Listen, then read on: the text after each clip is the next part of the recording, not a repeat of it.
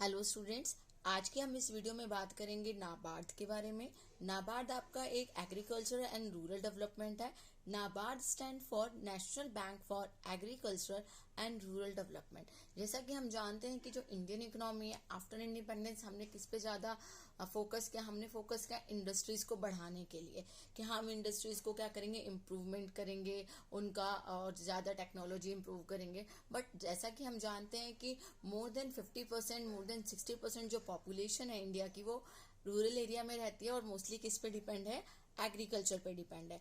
तो इस बात को ध्यान में रखते हुए कि एग्रीकल्चर एरिया को भी बढ़ाना है, रूरल एरिया में भी डेवलपमेंट करना है, गवर्नमेंट ने स्टेबलाइज किया नाबार्ड बैंक।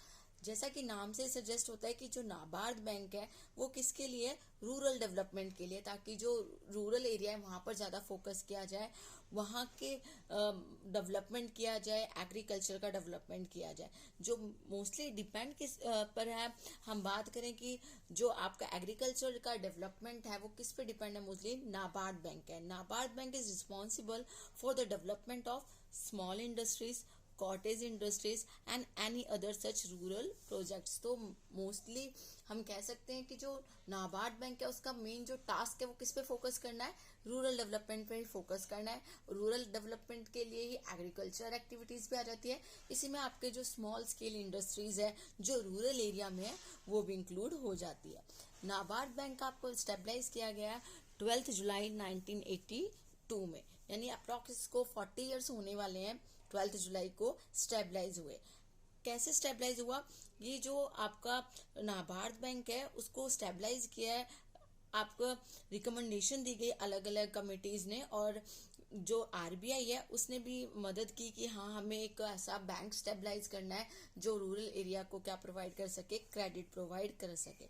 स्टार्टिंग में इसको refinance of agriculture and development corporation के नाम से भी जाना गया, बट उसके बाद क्या हुआ, इसको एक प्रॉपर नाम दे दिया गया। किसका?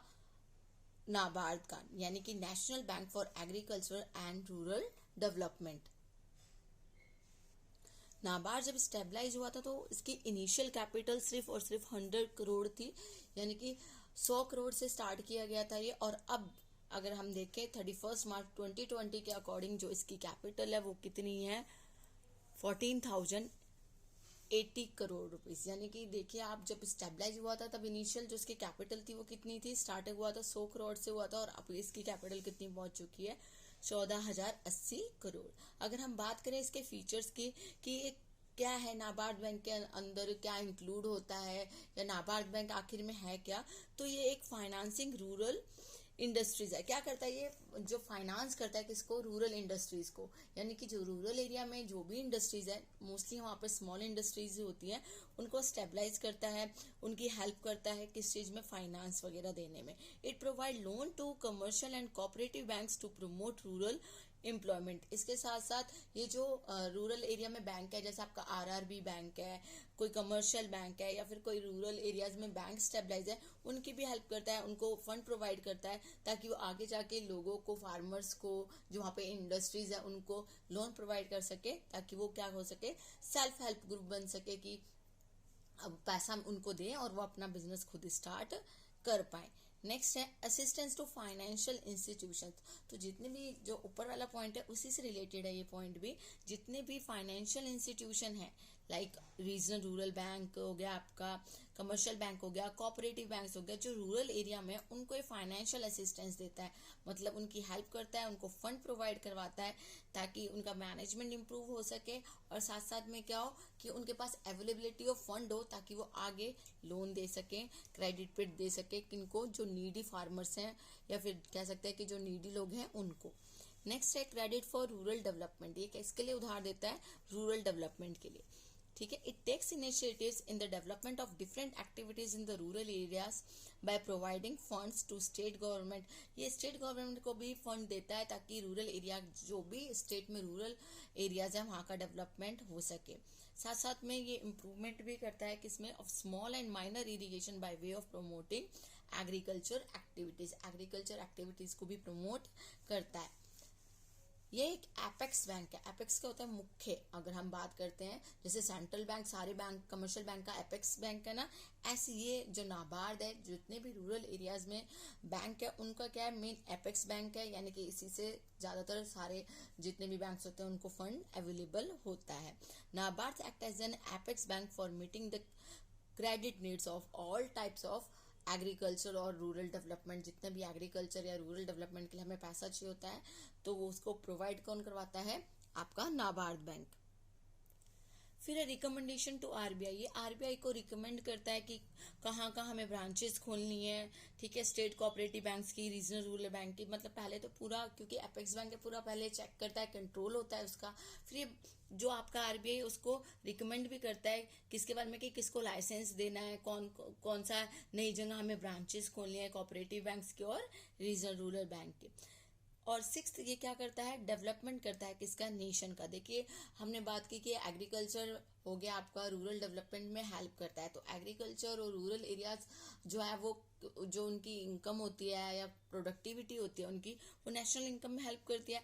और नेशनल इनकम से हेल्प करती है तो नेशन का क्या होगा? डेवलपमेंट होगा। So it plays an important role in the improvement of storage facility for agriculture commodity. It play a key role in sustainable development of country through the green, white and blue revolution. अब बता रहा है कि जो आपका NABARD bank है ये बहुत सारी एक्टिविटीज में भी पार्टिसिपेट करता है, एग्रीकल्चर एक्टिविटीज में, जो कहीं ना कहीं किसके लिए फायदेमंद है?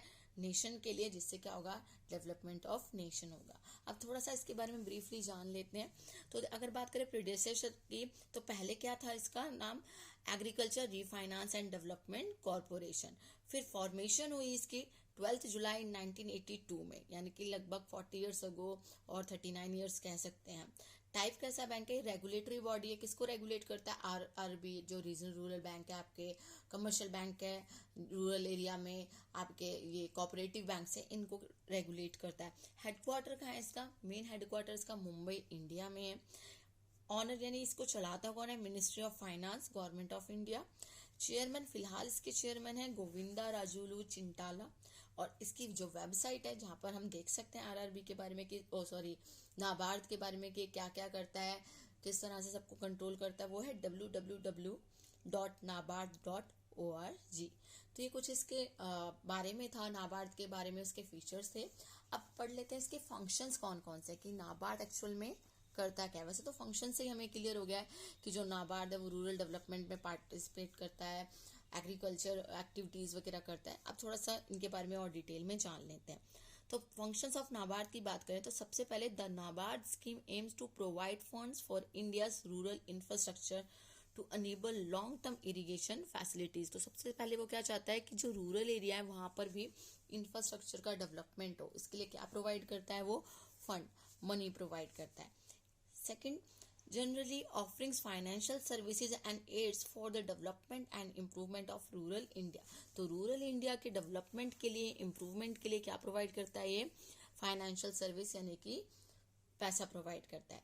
Third, planning, implementing and managing and funding programs for farming and agriculture activities. जितनी भी एग्रीकल्चर से रिलेटेड एक्टिविटीज है, फार्मिंग से रिलेटेड एक्टिविटीज है, उनकी प्लानिंग करता है कि कहाँ क्या होना चाहिए, इम्प्लीमेंट करता है उसको, और मैनेज करता है, फंड प्रोवाइड करवाता है, अलग अलग प्रोग्राम्स बनाता है ताकि क्या हो सके? एग्रीकल्चर एक्टिविटीज इम्प्लीमेंट हो सके, अच्छे से वर्क कर सके।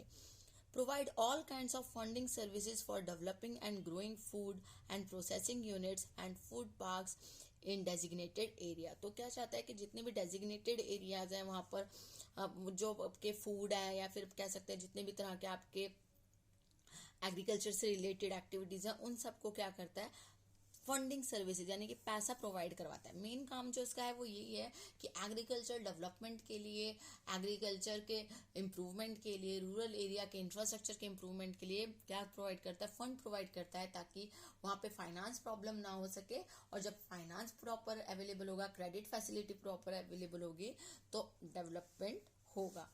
नेक्स्ट है offer both long term refinance and short term refinance services to customers simultaneously, it provide an direct refinance service to Indian cooperative banks. तो क्या करता है, ये लॉन्ग टर्म लोन भी देता है और शॉर्ट टर्म लोन भी देता है, दोनों तरह के लोन प्रोवाइड करता है। अगर आपको शॉर्ट टर्म लोन चाहिए तो भी, लॉन्ग टर्म लोन चाहिए तो भी, किसको, जितने भी आपके बैंक्स हैं, जितने भी आपके आरआरबी बैंक है जो फर्दर उधार देते हैं, क्रेडिट पे देते हैं फार्मर्स को, जो आपके छोटे छोटे सेल्फ एम्प्लॉयड होते हैं उनको, या स्मॉल इंडस्ट्रीज को जो उधार देते हैं ना, उनको कौन उधार देता है, उनको उधार देता है हमारा नाबार्ड बैंक।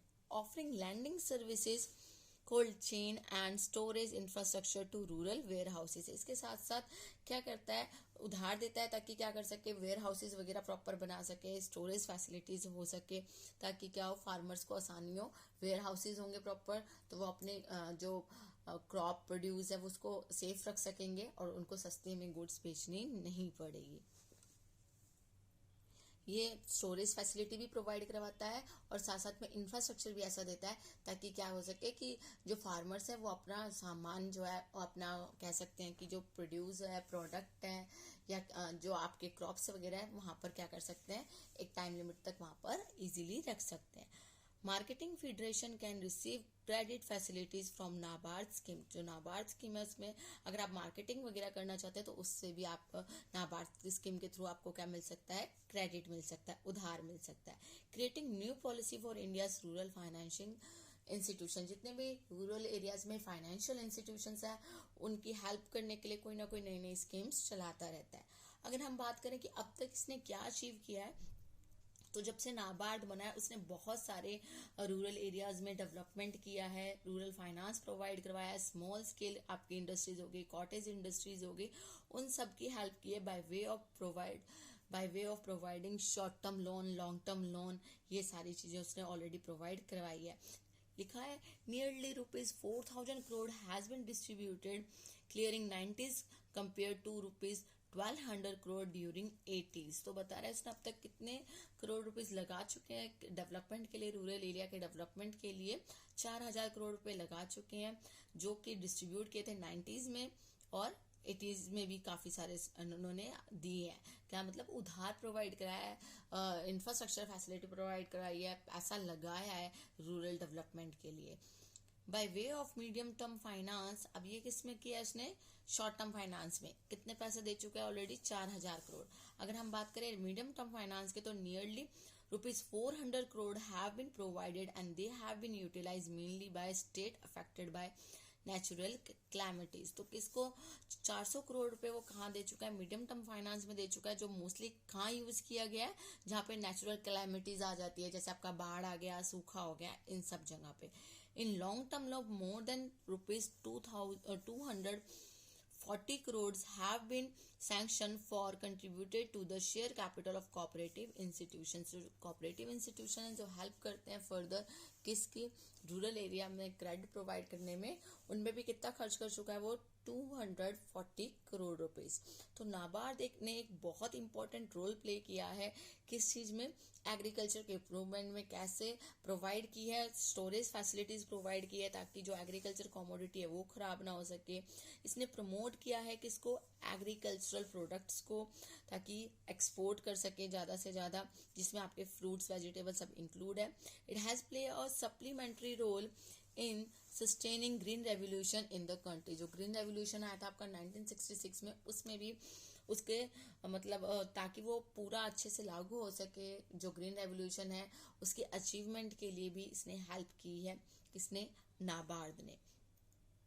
तो इस तरह से जो नाबार्ड है उसने काफी ज्यादा जो इंडियन एरिया मान सकते हैं, जो इंडिया का रूरल एरिया है उसके डेवलपमेंट के लिए, एग्रीकल्चर के डेवलपमेंट के लिए, स्मॉल इंडस्ट्रीज के डेवलपमेंट के लिए काफी हेल्प की है। ये इसने एक इम्पॉर्टेंट रोल निभाया है और इसी करके जो नाबार्ड है वो मेन एपेक्स इंस्टीट्यूट कहलाता है। सारे जितने भी आपके कह सकते हैं रूरल एरिया में जितने भी आपके बैंक्स वगैरह है उनको लोन प्रोवाइड करवाने में 1982 से लेके अब 2022 आ गया है, तो तब तक ये इसने अपना जो है रोल और ज्यादा इंक्रीज ही किया है और लगभग 40 सालों में इसने अचीवमेंट की है। और जो रूरल एरिया है आपका, जहाँ पर एग्रीकल्चर डेवलपमेंट रुक जाता था, किसकी वजह से, क्रेडिट फैसिलिटीज की वजह से, तो नाबार्ड की वजह से वो पूरा हो पाने में सक्षम हुआ है। तो आई होप कि आपको ये वीडियो पसंद आए और आपको पता चले कि नाबार्ड ने क्या क्या चीज़ें की हैं। Thank you students.